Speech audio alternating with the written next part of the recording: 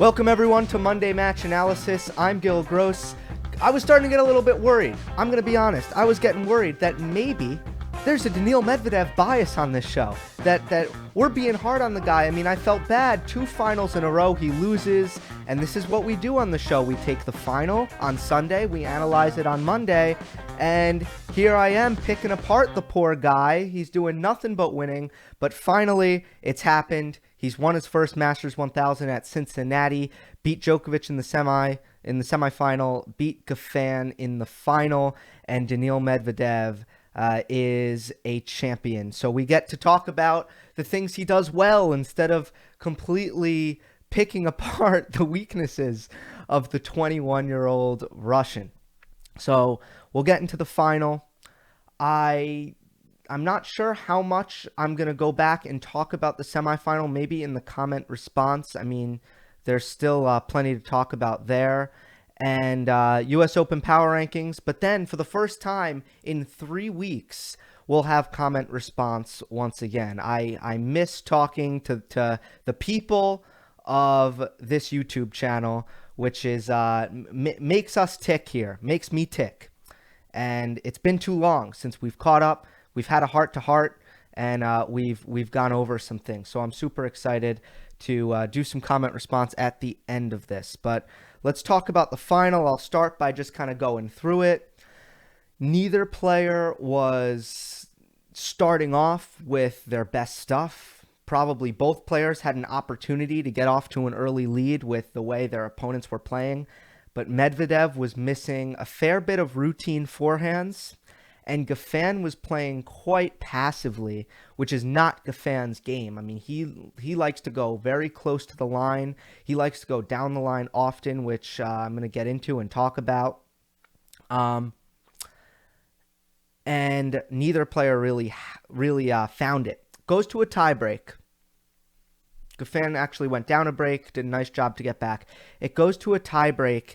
And where Goffin will be biting himself, what was the turning point of the match was at the beginning of the tiebreak, or 2 of the first 5 points. Both were drop shot cat and mouse points. One where Medvedev got to the drop shot, Goffin followed the drop shot in. He's up a mini break, 1-love, and has the whole court to volley into, and just doesn't get enough height on the volley. It hits the net cord, and Medvedev puts away the volley, but it would have been a winner. Should have been a winner. Should have been very easy for David Goffin. And then, a little bit later in the tiebreak, Medvedev tried another drop shot, and Goffin was in there plenty of time. He got to use his forehand grip. It was hip height. Medvedev was a sitting duck at the net, and instead he just guides it down the line, and Medvedev puts away the volley. So there were 2 chances for Goffin inside the service line with relatively easy opportunities where he, instead of winning the point, gave up mini breaks. The other thing that happened in that tiebreak is Medvedev stepped up the returning. And I want to take a deeper look into that with some screenshots. That's our thumbnail, Daniil Medvedev. It was very humid in Cincinnati, so give the fans a break for leaving. Not staying for Daniil Medvedev's photo shoot. But there he is, folks. Nice trophy in Cincinnati. So I was saying, the returning. But in order to really look into some of the ways that Medvedev stepped up his returning, we actually have to go back to the 5-6 game at 30-all. So let's go back to this point. This is a second serve. Of course, Goffin missed a 115-mile-per-hour first serve, and Medvedev is deep in the court, so Goffin is going to slice it out wide, try to get Medvedev off the court. And because of Medvedev's court position, the slice serve is going to actually work. It's going to pull Medvedev off the court. Daniil goes cross-court, and this is what Goffin's so good at. Goffin is good at taking time away and going down the line, redirecting. Great timing. I mean, he's got some of the best timing on tour. So he is going to try to time this forehand down the line. There he is at contact, putting everything into it. Medvedev isn't recovered. He has to retreat even further because now he's really on defensive mode. Even though, I mean, it was a little short, but it wasn't terrible. It was really his court position that's getting him into trouble. and Goffin finishes this forehand down the line. Medvedev actually did get a racket on this, but then he just popped it up and then challenged, but it was in. So Medvedev loses that point. Now we skip ahead to 1-all in the tiebreak. And keep in mind, on the previous point, Goffin had that easy volley that he didn't put away. So now, 1-all tiebreak, it's another second serve. This time Goffin missed 125 first serve. And I don't know why this screenshot is a little bit messed up, but Goffin is going to hit this second serve, and look how much closer in Medvedev is to the baseline. He's way in compared to, let's go back, on this 5-6 point. This is where he is. So he's maybe 5-6 feet in front of where he played the last 30-all point. And not only that, Goffin has in his mind, last time I had a second serve on the deuce side, I was able to get Medvedev way off the court. So let me go for the same serve. Let me try it again. And I was thinking to myself, I bet Goffin goes wide here. Medvedev must have been thinking the same thing because he was right on this. Second serve comes. Medvedev cuts off the angle. It's out wide again, but he cuts off the angle, takes this forehand aggressively down the line, and Goffin can do nothing but get a racket on it, just barely, and pop it up wide. So here's what's important. Medvedev is thinking the game, and he's giving his opponent different looks, and it's something that for sure was a big topic in the Djokovic match, how he gave Djokovic different looks on the return. Hit a big return winner in that Djokovic match to win the second set, or to get the break in the second set. And he did the same thing in this match. Also in the Djokovic match, he decided to go for way more on his serve. That's an adjustment. That's thinking the game. For Medvedev, it's not that he should return further up, because returning back, he gets more returns in play, and he's able to play to his strengths. And I think that it's very, he gets every return back in play back there, which is a great weapon to have. And he returns the kick serve probably better, kick serve to his backhand. It's not that he should be up every point, but he should be mixing it up, and that's what he did here. Medvedev wins the tiebreak. Great returning throughout, and Goffin missed his opportunity on those cat-mouse points.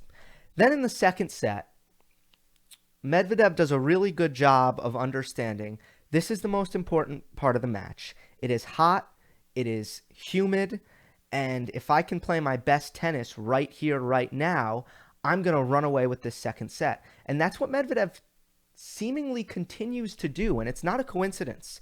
Players play Medvedev very close in the first set, and then they completely go away in the second set, because it's an extremely physical proposition playing Daniil Medvedev, who's willing to play long rallies and gets so many balls in the court and never gives you a miss. Medvedev goes into can't miss mode in the beginning of the second set, and it completely breaks Goffin. Goffin makes tons of errors in the beginning of the second set, and Medvedev goes up a break, and that's pretty much the end of it. Medvedev starts serving really well too towards the middle of the second set, and until the end of the set, where Medvedev's trying to serve it out, he doesn't face any pressure. It looks like he's going to pretty comfortably go ahead and win the second set. But what happens? Goffin actually plays some of his best tennis, wins some long rallies, gets some looks at some second serves, makes some returns, and has double break point. 15-40. We could go back on serve. And 4 points in a row, just like the Djokovic match, Medvedev simply erases Goffin's opportunities with his serve. Simply erases them. So another stunning clutch serving performance at the end of the match by Medvedev, just like he did in the semifinal. What makes Medvedev so difficult? Well, Goffin doubled the number of errors that Medvedev hit in this match. Medvedev hit 14. Most of them were in the first set, not in the second. And Goffin hit 28. First of all, it seemed like Goffin just didn't have the firepower to really hurt Medvedev in this matchup as much as he needed to. Medvedev's more consistent. He's got more ability to defend. He's got higher shot tolerance. So Goffin really needed to find ways to finish points, and that's what he just couldn't seem to do. He did some good things, right? Like the short slice, the backhand slice. Every coach on tour tells players when they're playing Medvedev, slice cross court to his backhand, then attack the next ball. I swear every coach must say that, because there are guys like Goffin who almost never slice their backhand, who get on the court against Medvedev and all of a sudden slice, slice, slice. So clearly that's kind of a game plan. The whole tour knows to do that. The problem is Medvedev's very comfortable just saying, oh, you're going to slice it? Okay, I can't hurt you, but I'll just trade cross court. Do something about it. Some players can do a lot of damage running around the backhand and hitting a big forehand. Some players can do some other things, players with more firepower. But Goffin, he could execute that, but he just couldn't seem to hit the next ball in a way that really hurt Medvedev. He did it a couple times with his backhand down the line, but not consistently enough. So that's what I'll say about the matchup. And some people I saw saying during this match, well, Medvedev has such a well-rounded game. I still don't think so. I still think there are tons of weaknesses. If you've watched Monday Match Analysis the last 2 weeks, you'll know that there's holes. There's holes. But Medvedev has mastered at 21 freaking years of age, mastered the most basic meat and potatoes, simplest parts of tennis, which is your cross-court baseline trading game. A couple ingredients go into that. One, your directionals. Why is a player like Medvedev going to be more consistent than Goffin? The first thing you need to look at is the directionals. And Medvedev, because he's so fit and because he's so comfortable playing long rallies, can play with extremely safe directionals. And that means, how often are you going cross court? How often are you going down the line? When you go cross court, you hit over the shorter part of the net and you have much more court to hit into. The ball travels a further distance, which means it travels over a larger chunk of court, which means there's a much bigger target in terms of hitting the blue stuff instead of the green stuff. Very simple. When you go down the line, the net is higher and there's less court. And oftentimes when you're going down the line, you're actually changing direction, which makes it even more difficult to do, more difficult to time, and more likely that you're not going to miss with height and depth, and you're actually even going to miss maybe with width. Medvedev is so comfortable hitting cross court and so patient. That's where it starts. Medvedev's consistency starts with the mind. It starts with the shot selection. And that comes from the fitness, body and mind connected. Medvedev's willing to go cross court. Goffin, and this is part of what makes Goffin great. It's part of what makes him a really great player. But it's also part of why he'll always make more errors than Medvedev, is because he's constantly trying to go down the line, and it's harder to do. So first, directionals with Medvedev. He has just mastered his consistent cross-court trading. What makes good trading? It's all about unattackability. So what are the ingredients of unattackability? It mostly has to do with depth. That's why Djokovic is so good at trading cross-court, is because he keeps it deep in the court. When it comes to a ball that is attackable, normally it's because it's short in the court. Unless it's an absolute floater, if the ball's deep, you're safe. It's a hard ball to attack. Plain and simple. So Medvedev is so good with his depth, but his ball also stays very low, which also makes it harder to attack. Consistent, deep cross-court trading. So difficult to deal with. Why? Because if you're a player like Goffin, you are looking to finish the point, and you can't find any way to do that. You're not finding routes to do it. Medvedev won that second set. You think Medvedev hit a lot of winners? No. Medvedev has won sets, has been serving up breadsticks over the course of the last 3 weeks consistently. You think when Medvedev wins 6-1, it's because he's hitting a bunch of winners on his return games? He's not. What's happening? His opponent's making errors because he's trading cross court with unattackable balls, and his opponents don't know how to win the point. Am I going to change line? Am I going to try to go for more on a ball that normally I wouldn't try to attack? What's going to happen? Errors. Am I just going to be patient and trade cross court? Well, now you're playing right into his game. Medvedev has better cardio. He's more consistent. He's not going to be the first one to miss. You're not going to outlast him, and that's not a path to victory either. Very important point. You don't necessarily have to win a point. You just can't lose it. Spanish mentality, Spanish coaching. And then the last point I want to make before I go to the US Open Power Rankings and comment response is this. You look at the most successful players, or you look at the most, let's do it reverse. The most consistent players on tour in the last decade. Who are they? Andy Murray, never missed. Mastered his cross-court trading from the baseline. Novak Djokovic, doesn't miss, especially in big moments. For all these guys, this is true, especially in big moments. Novak Djokovic doesn't miss, mastered his cross-court trading. Rafael Nadal, doesn't really miss. Beginning to adapt, beginning to play more aggressively, but the vintage Rafa Nadal never misses. Doesn't miss. No gifts. Mastered cross-court trading. Now, are those the only guys? No. David Ferrer. Mastered it. Cross-court trading. Who else were some of the most consistent players on tour? Those were the guys. Gill Simon, he didn't miss a lot, but had almost no firepower to back it up. So it happens, but normally, and even Simone made the top 10. He was a top 10 player.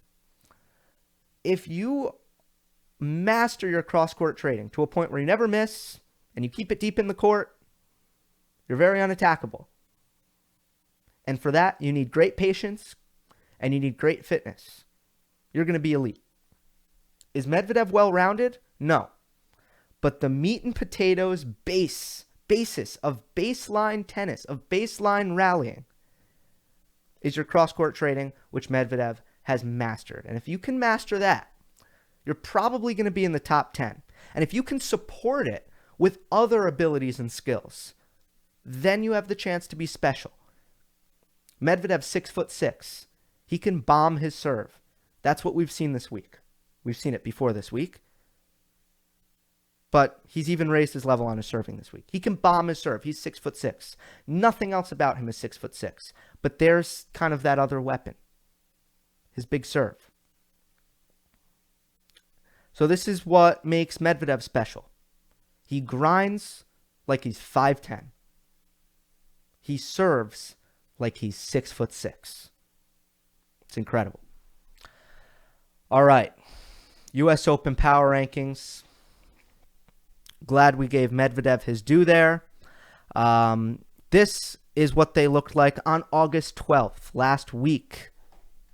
And this is what they look like today. A little bit of movement, but honestly not all that much, because Cincinnati was a weird tournament, a lot of surprises, and a lot of players went deep in Cincinnati who I don't think will go deep in the US Open. Djokovic, Nadal, Federer doesn't change their top three. Medvedev overtakes Dominic Thiem.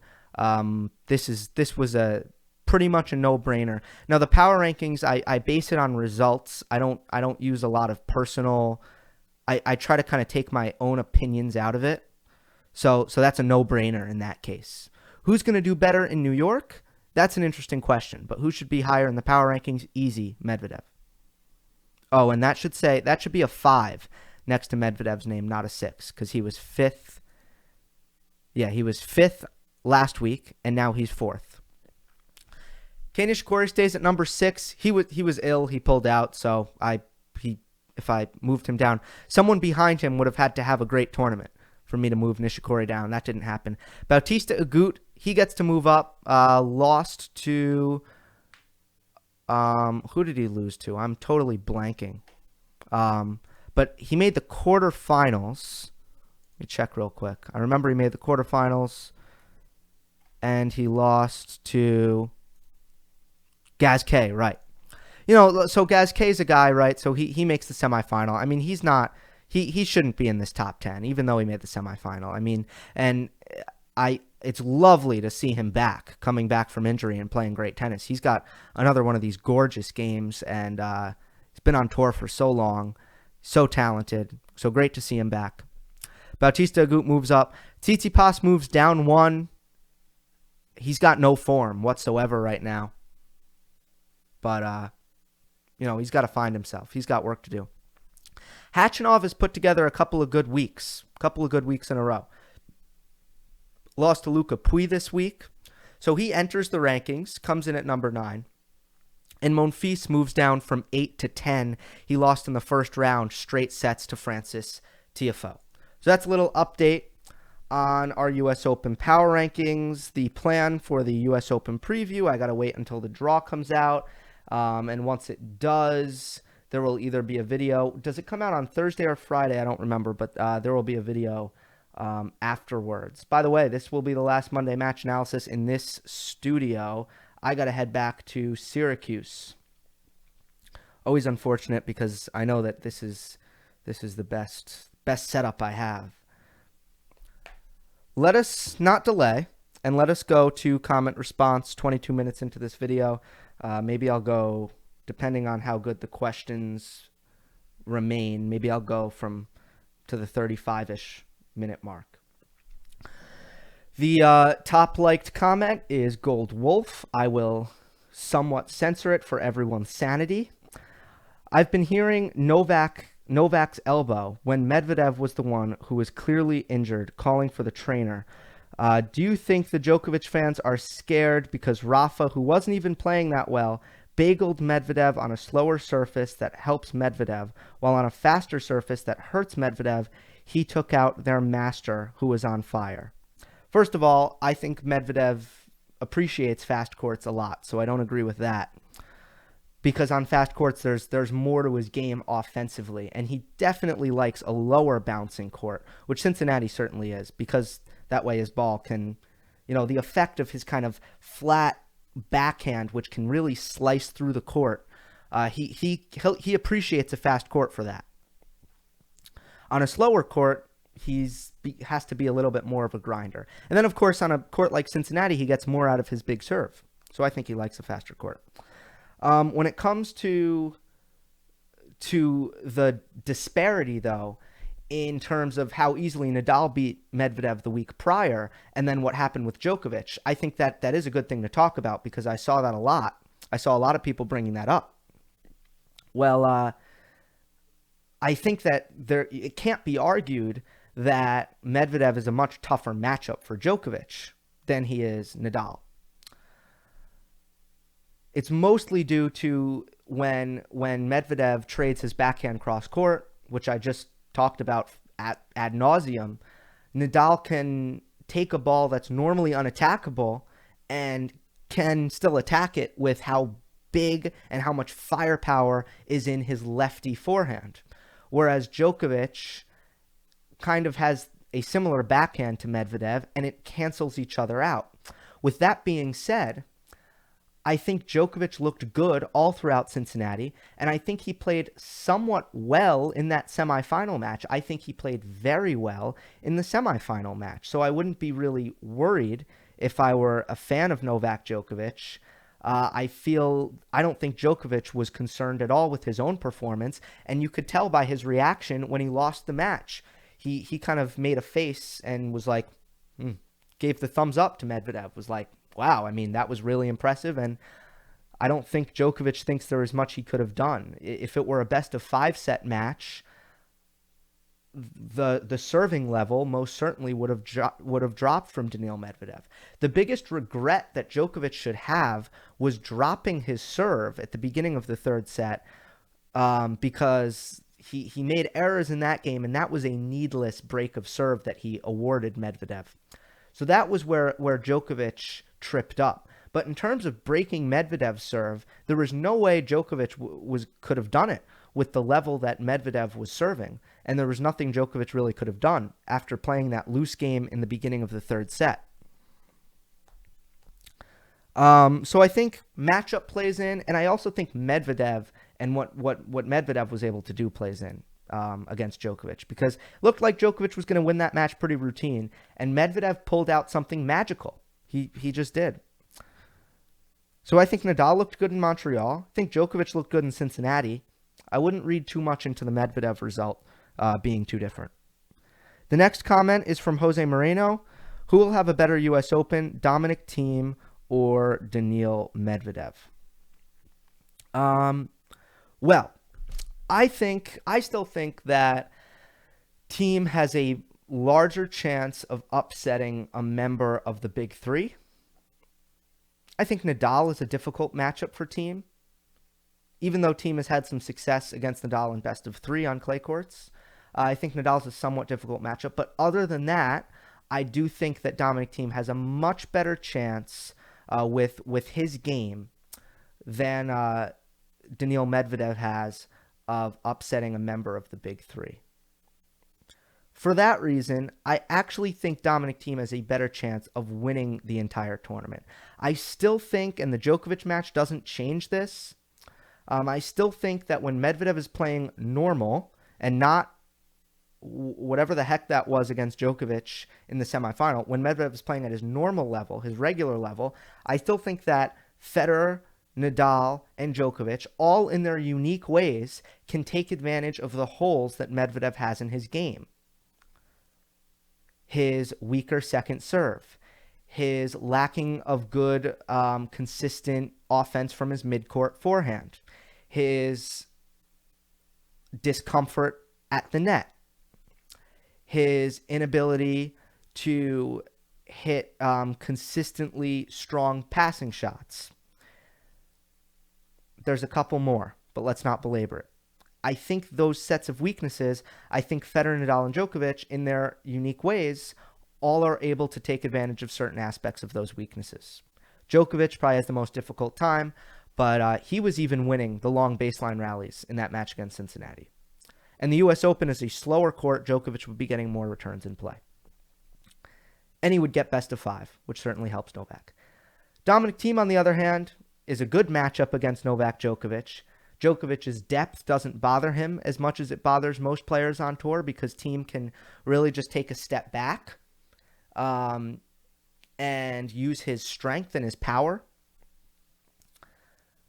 He is becoming scarily consistent, Dominic Thiem, for how big he hits the ball.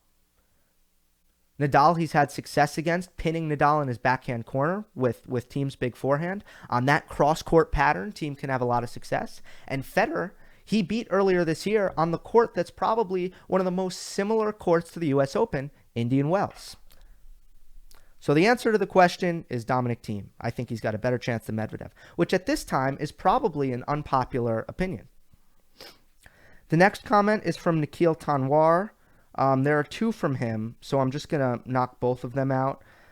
He linked to a video at the beginning of 2018. This is before Monday Match Analysis even existed, but this channel did exist, where Federer had just won his 20th Australian Open, and I called Federer the greatest of all time, just in passing. I didn't make an argument. I just said number 20 for the greatest of all time. So the question is, do you still think he is the GOAT currently? And I will not ask you who will end as the GOAT, but he's asking, do I think right now he's the GOAT? The answer, first of all, this was at a time where I was spread a little bit more thin, following other sports, and a little bit less in tune with the tennis community. And Federer was off this, crazy 2017, starts off 2018 winning Australian Open. So I said that I wouldn't say that right now. What I said in the beginning of 2018, I wouldn't say it right now. But if they all stopped playing, what would probably end up happening, the most, I would say, the most logical conclusion is Djokovic has the highest level ever, Nadal's the best clay court ever, and Federer, with his longevity, has the best resume and is the most accomplished and achieved player ever. So the word greatest is such a vague term, greatest, that it's really hard. So if you're asking me who the GOAT is right now, I still don't have an answer.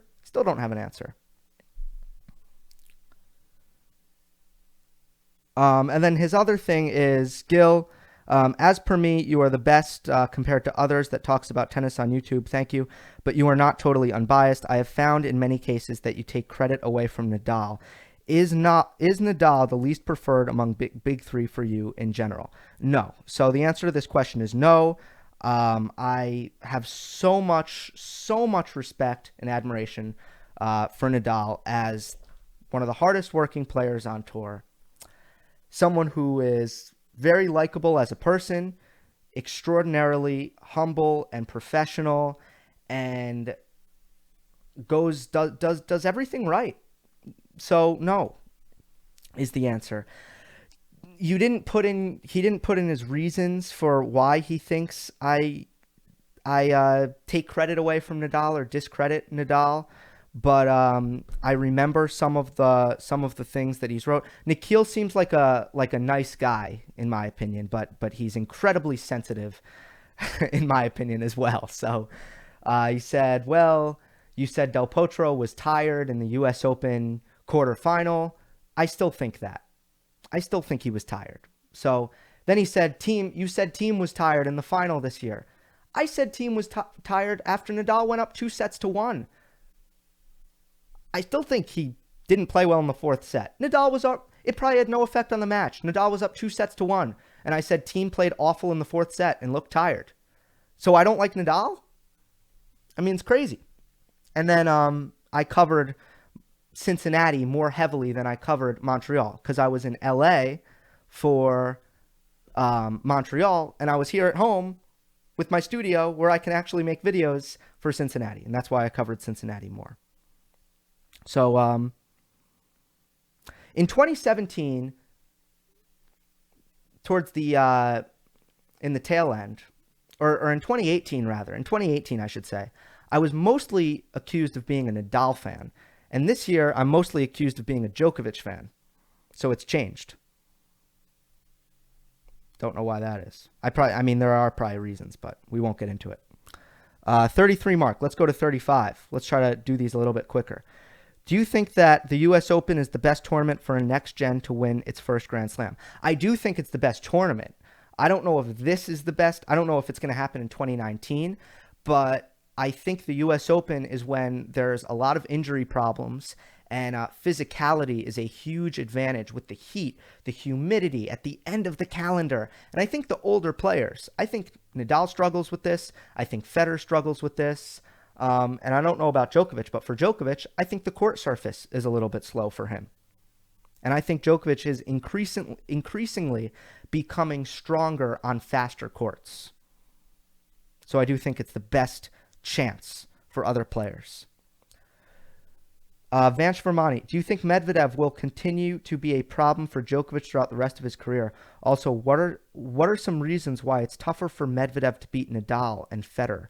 Nadal and Federer are able to have easier times generating offense against Medvedev. Nadal, it's mainly because of his forehand and how he can attack Medvedev's cross-court backhand. For Federer, it's the well-roundedness. Short slice to Medvedev's backhand. Federer can come in behind that, make Medvedev pass him. Federer can use drop shots often to draw Medvedev to the net. Federer can do so many different things. And, of course, also use the forehand. Take time away from Medvedev, hit short angle like Nadal. By the way, one thing I forgot to mention, it just popped into my mind. Goffin was not targeting Medvedev's forehand enough. Righties need to understand. They need to get rid of their normal pattern of thinking, which is attack the righty backhand, and they need to try to go out of their way to hit it to Medvedev's forehand more. In Terry is the next comment. Hi, my friend. Medvedev is a super ball machine. Who do you have as the fourth favorite U.S. Open after the big three? For me personally, it would be crazy not to have Medvedev in that fourth place. What about you? Do you not have him in your fourth place? As I said, I don't have him as my fourth favorite because I think that in best of 5 format, Dominic Thiem is more likely to beat Nadal, Djokovic, or Federer than Medvedev. I just don't see it, to be honest. Best of 5 against the big three right now, I don't see Medvedev coming through. And then Amelia B, this is the last one. I'll do 2 more. Amalia, rather, not Amelia. Amalia says, do you think Medvedev will be 100% energy health? I would think so. By the way, I should acknowledge this. Incredible display of fitness for Medvedev in the last 3 weeks. I think he only had 4 off days in the last 3+ weeks. What a fit player. And the long rallies he plays, unbelievable. What do you make of Djokovic's recent return of an elbow problem? Do you think that could blow up to be another terrible injury like he did in 2017? Or do you believe this will pass? I'm not concerned about Djokovic's elbow. If Djokovic were concerned about his elbow, he would have pulled out of the semifinal. There's no chance he would have played against Medvedev if he thought that that could be a problem. The priorities are the major. The fact that Djokovic played that match means that he's probably not very concerned, so I'm not either. That's all I got. Ready for the lookout for the U.S. Open preview. That's going to be very exciting. It's almost time to New York for New York. I can't wait. Hope you enjoyed. Don't forget to subscribe. I'll see you next time.